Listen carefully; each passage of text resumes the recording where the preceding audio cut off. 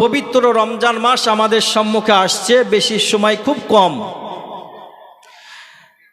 তো এই রমজান মাসে এক মাস আল্লাহ রোজা ফরজ করেছেন। অন্য অন্য জামানায় রোজা অবস্থায় কথা বলে রোজা ভঙ্গ হয়ে যেত, এবং মাগরিবের নমাজের পর যেতে এশার পূর্বে, মাগরিব পর এশার পূর্বে ঘুমিয়ে গেলে সেহরি খাওয়া চলত না, সেহরি খাওয়া নিষেধ ছিল।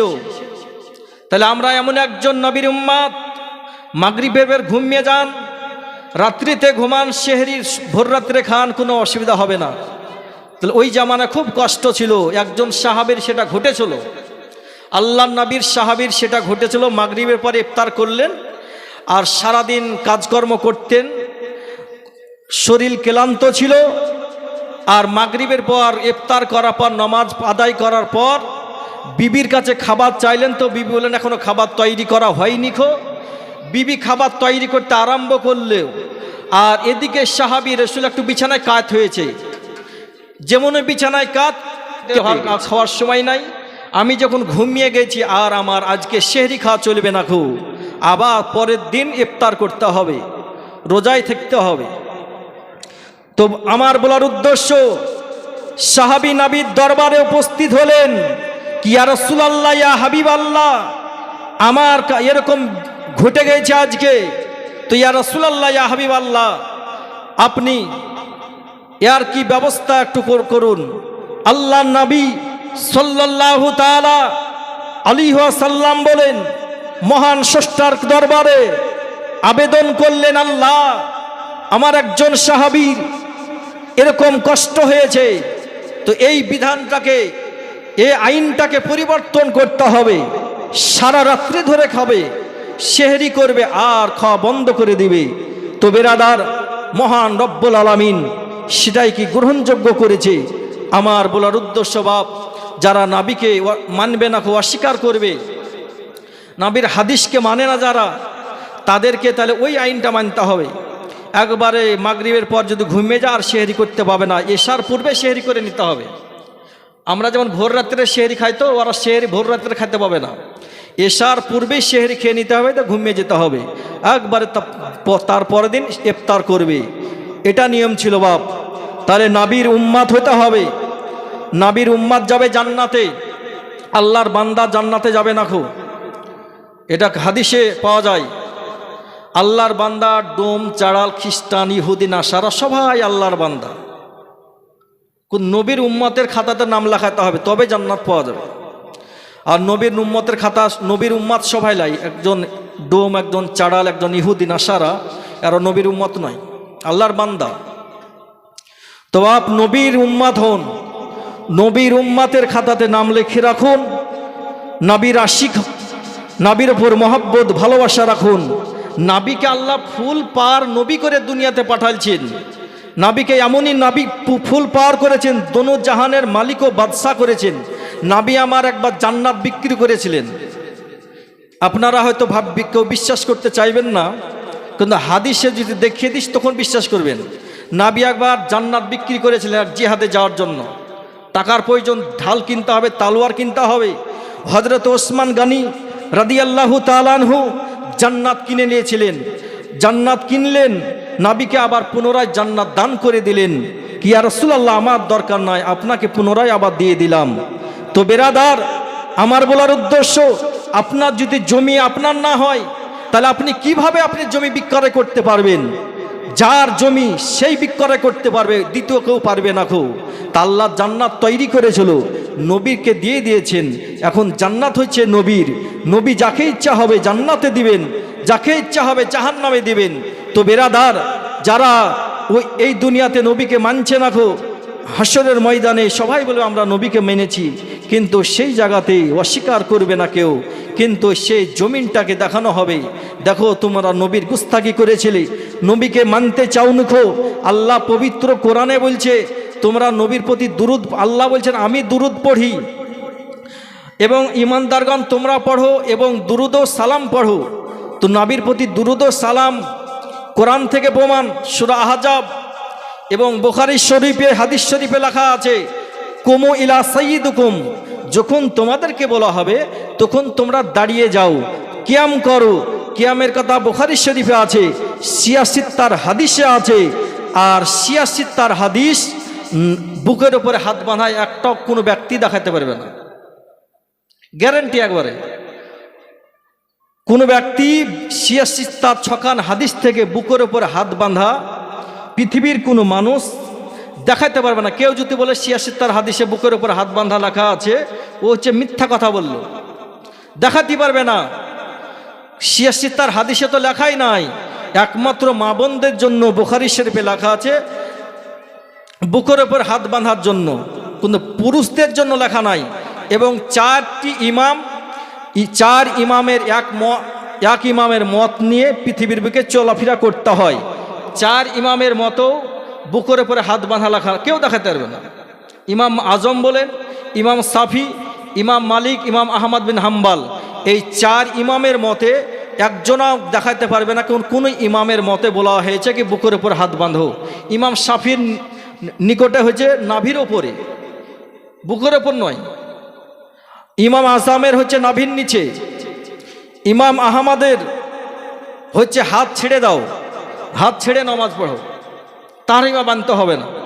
তো বেরাদার, ভারতের জমিনে এক দুটো ইমামের মত নিয়ে পৃথিবীর মানুষ চলে। সারা ভারতের ভিতরে একটা জায়গা বাদ দিয়ে সমস্ত জায়গায় হচ্ছে ইমাম আজমের মত নিয়ে মানুষ চলে। আর একটা কেরালা বলে একটা জায়গা আছে, সেই জায়গাতে ইমাম সাফির মত নিয়ে চলে। ওরাও সুন্নি, আমরাও সুন্নি, চারটে ইমাম হচ্ছে সহি। তো বেরাদার, আর যারা লা মাযহাবি ওরা কোনো ইমাম মানে না খো। আর ইমাম মানা হচ্ছে ওয়াজিব, হাদিসে আছে ইমাম মানা হচ্ছে ওয়াজিব। এবং হাসরের ময়দানে আপন আপন ইমামের নাম ধরে হাসরের ময়দানে ডাকা হবে। 15 পারা বানী ইসরাইল 71 নম্বর হয়তো আয়াত, 71-72 ভিতরে দেখতে পাবেন ইনশাল্লাহ। হয়তো এই বানী ইসরাইলে 71-72 কিংবা এই আয়াতের ভিতরেই দেখতে পাবেন আপন আপন ইমামের নাম ধরে হাসরের ময়দানে ডাকা হবে। আর বাদবাকি যারা ইমাম মানে না তাদেরকে আলাদা ধরা হবে। তো বাপ, সঠিক রাস্তার পথিকন। এই দুনিয়া শক্তির গরম, টাকা পয়সার গরম থাকবে, আখেরাতে যাওয়ার পর সেই জায়গাতে শক্তির গরম থাকবে না খু। আল্লাহর নবী সাল্লাল্লাহু তাআলা আলাইহি ওয়াসাল্লাম আইনকে পরিবর্তন করতে পারেন। শরিয়াতের মালিক নবী আমার ছিলেন। শরিয়াত তৈরি হয়েছে আসমানে নয়, শরিয়াত তৈরি হয়েছে সিদরাতুল মুনতাহাতে নয়। আজকে সাধারণ মানুষ কোরআনটা হয়তো পড়া জানে, মাদ্রাসার গেট যায়নি গো, তবু মনে হচ্ছে বিশাল ব্যাপার হয়ে গেছে। তো বেরাদার, শরিয়াত লাউহে মাহফুজে তৈরি হয়েছে। শরিয়াত কি 7 ভাগ আসমানে তৈরি হয়েছে? শরিয়াত যদি তৈরি হয় তো নবী মুস্তাফার ঘরের ভিতরে তৈরি হয়েছে। শরিয়াতের মালিক হচ্ছেন আমার নবী। তো বেরাদার, নবীকে আল্লাহ পাক মালিক ও মুক্তার করে দুনিয়াতে পাঠালছেন, সেই নবীকে মানতে হবে বাপ। আর নবীকে যেই মানবে না সেই গারদে যাবে।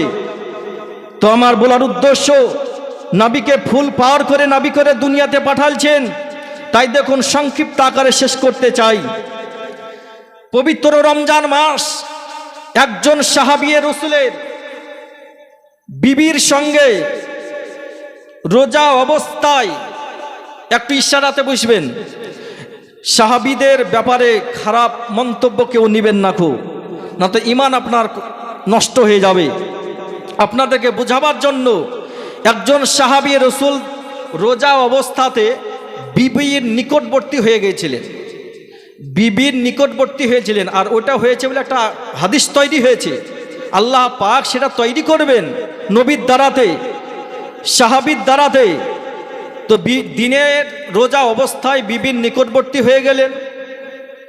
জোহরের আজান হলো মসজিদে নববীতে।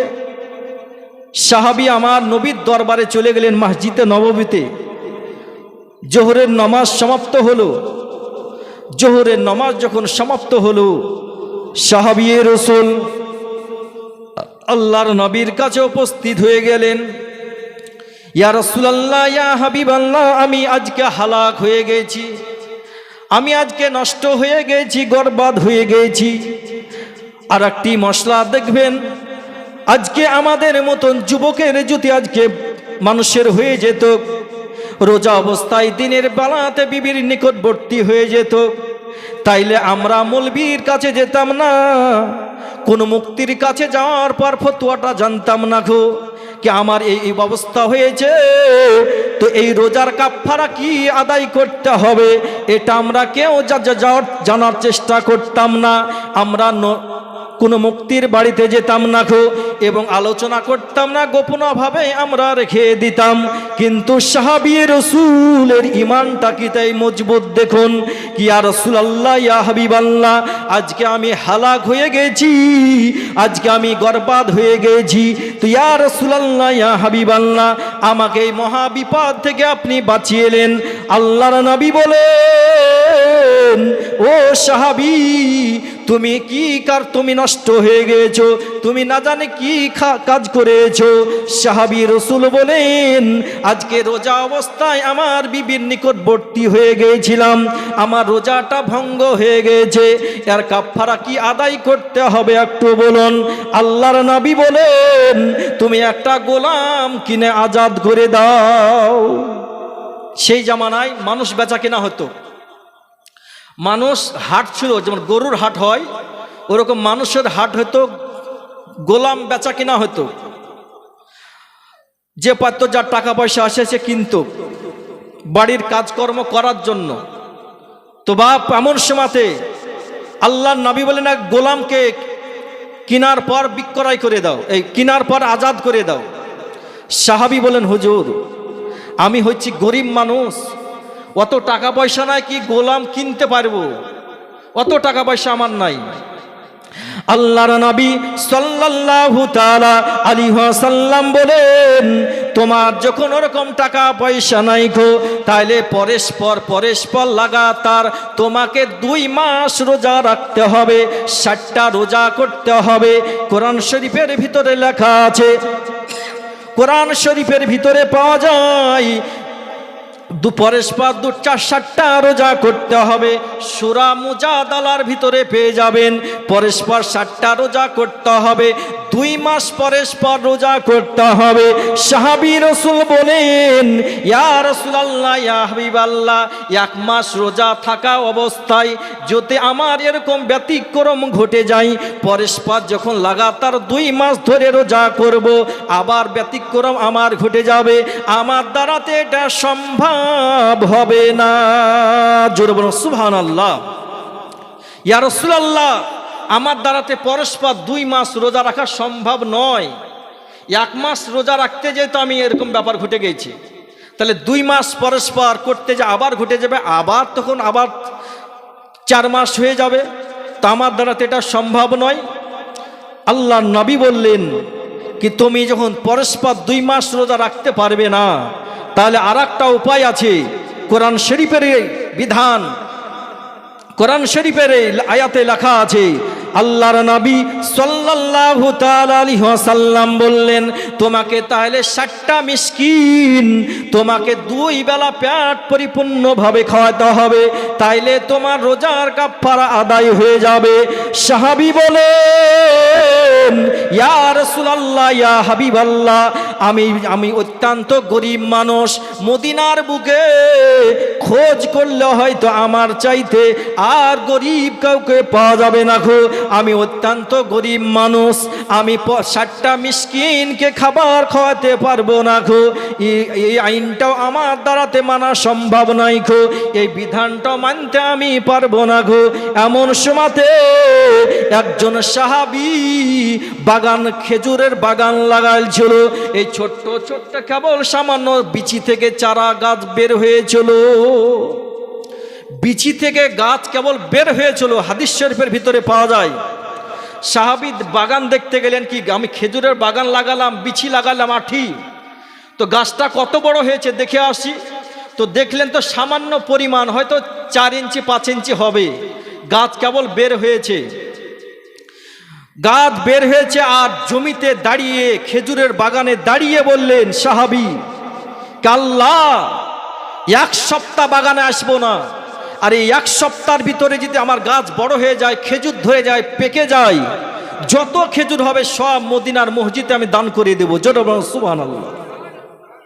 এক সপ্তাহের ভিতরে যদি গাছ বড় হয়ে যায় আর খেজুরও ধরবে, খেজুরও যেন পেকে যায়, তাহলে সব দান করে দেবো, একটাও বিক্রয় করবো না খো। এই গদা করে বাড়িতে বাগান থেকে বাড়ি ফিরে চলে আসলেন। এক সপ্তাহ যখন অতিবাহিত হলো, তো সাহাবী বিবির কাছে হাসা চাইছে, দড়ি চাইছে, বিভিন্ন জিনিস চাইছে। তো বলছে কি করবেন আপনি? তো কেনা খেজুর কাটতে যাব। সাহাবীর ঈমান মজবুত ছিল, আল্লাহর ওপর ভরসা ছিল, আল্লাহ আমার কথা শুনবেই, কেন আমি মসজিদে নববীতে দান করব। তো সাহাবী বিবির কাছ থেকে সব নিয়ে বাগানে, বিবি জিজ্ঞাসা করছেন আপনি তো বললেন কি ছোট ছোট গাছ হয়েছে, আর এক সপ্তাহের ভিতরে কিভাবে খেজুর ধরতে পারে?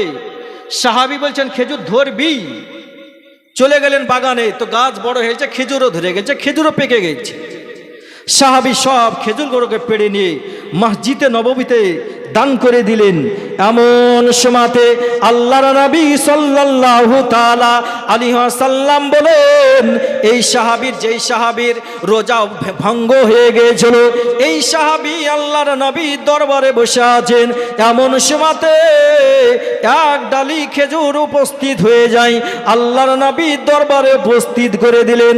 আল্লাহর নবী কে বললেন, ইয়া রাসূলুল্লাহ, ইয়া হাবিবাল্লাহ, এই খেজুরগুলো মসজিদে নববীতে আমি দান করে দিলাম।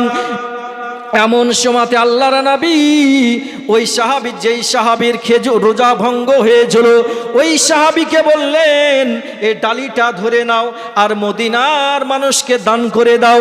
এমন সময়তে সাহাবী এই ডালিটাকে ধরার পর বললেন, ইয়া রাসূলুল্লাহ, ইয়া হাবিবাল্লাহ, হুজুর গো, মদিনার বুকে আমার চাইতে গরিব আর কেউ নাই। মদিনাতে গরিব তো আর কেউ নাই, আমি তো গরিব একমাত্র, কাকে আর দান করব? আল্লাহর নবী বললেন, শুনো, তাহলে তুমি খেজুরের ডালি বাড়ি নিয়ে চলে যাও। বাড়ি নিয়ে যে তুমি খাও, তোমার বিবিকে খাওয়াও, তোমার ছেলে মেয়েদেরকে খাওয়াও, তোমার পরিবারে যারা আছে সবাইকে খাওয়াও। খেজুর গড়ে খেয়ে নিবে, তোমার রোজার কাফারা আদায় হয়ে যাবে। জোরে বলুন সুবহানাল্লাহ। কোরআন শরীফে কি লেখা আছে গো? একটা রোজার পরিবর্তে 60টা রোজা করতে হবে, না 60টা মিসকিন খাওয়াতে হবে। কোরআন শরীফে তো এটা লেখা নাই কি এই খেজুরগুলো নিজের বাড়িতে খাবে আর রোজার কাফারা আদায় হয়ে যাবে? এটা হাদিসে পাবেন। তার শরীয়তের মালিক হচ্ছে আমার নবী, এ পাওয়ার আল্লাহ দিয়েছেন। নবী আমার আইন তৈরি করেন, তো বেরাদার, নবীর যেটা আইন করে দেবেন সেটাই হচ্ছে তার জন্য জায়েজ। ও সাহাবীর জন্য সেই আইনটা জায়েজ, আমার জন্য নয়, আপনাদের জন্য নয়। তো বাপ আমার বলার উদ্দেশ্য, নবীকে আমার আল্লাহ পাক সেই পাওয়ার দান করেছিলেন কি সাহাবী বাড়িতে খেলেন আর রোজার কাফারা আদায় হয়ে গেল। তাহলে আমাদের জন্য সেই বিধান নয়।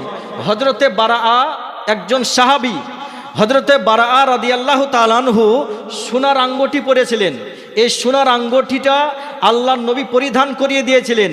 আর অনেক সাহাবী দেখার পর বলছে, বারাআ, তুমি কি জানো না সোনার আঙ্গুঠি পরা পুরুষদের জন্য হারাম? হযরতে বারাআ বললেন, আমি জানি, কিন্তু আমার নবী আমার আঙ্গুলে পরিধান করিয়ে দিয়েছে, এই কারণে আমি আঙ্গুলে সোনার আঙ্গুঠি পরেছি। নবীর দরবারে সবাই উপস্থিত হলেন, কি ইয়া রাসূলুল্লাহ, ইয়া হাবিবাল্লাহ, সোনার আঙ্গুঠি পরা আপনার মুখ থেকে আমরা শুনেছি কি সোনার আঙ্গুঠি পরা পুরুষদের জন্য হারাম, আর এই সাহাবী এই বারাআ আঙ্গুঠি পরে আছে সোনার, এটা একটু জানতে চাই। নবী আমার বললেন, এই বারাআর জন্য জায়েজ, তোমাদের জন্য নয়। তো বাপ অত্যন্ত গরিব ছিল এবং নবী আমার জানতেন কিসের জন্য পড়াইছিলেন। আল্লাহু আলাম, আল্লাহ আল্লাহ রসুলই বেশি জানেন। তো বাপ আমার বলার উদ্দেশ্য, এই নবীর প্রতি মহব্বত ভালোবাসা রাখুন।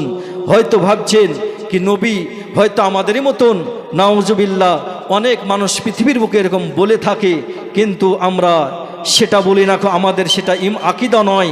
আমাদের আকীদা হচ্ছে নবী নূর ও মানব, কিন্তু মহামানব, আমাদের মতন নয়। তো বাপ সেই নবীর প্রতি এই দুনিয়াতে মানতে হয়তো অস্বীকার করছে, কিন্তু কবরে যাওয়ার পর, হাসরের ময়দানে যাওয়ার পর সবাই তখন অস্বীকার করবে না, কিন্তু সেই জায়গাতে আল্লাহর নবীর। আচ্ছা বলেন তো একটা কথা, আল্লাহ জানে কি জানে না বলেন তো? কে জান্নাতি আর কে জাহান্নামী জানে? আল্লাহ, আল্লাহ সব জানে। কে জান্নাতে যাবে আর কে জাহান্নামে যাবে কবর থেকেই তো হয়ে যেত কি, যাও এই ব্যক্তি, আল্লাহ তো ফেরেশতাদেরকে বলতে এই ব্যক্তি জান্নাতে যাবে একে জান্নাত দিয়ে দাও, এই ব্যক্তি জাহান্নামে যাবে একে জাহান্নাম দিয়ে দাও। তো হাসরের ময়দান কায়েম করা, তৈরি করার কি দরকার ছিল বলেন তো? ওই জায়গাতে নবীর জন্য একটা সিংহাসন থাকবে। নবীর কি শান শৌকাত যারা দুনিয়াতে মানে না তাদের চোখের সামনে দেখানো হবে, সেটাই তো পরীক্ষা করা হবে, নবীর শান শৌকাত। আল্লাহ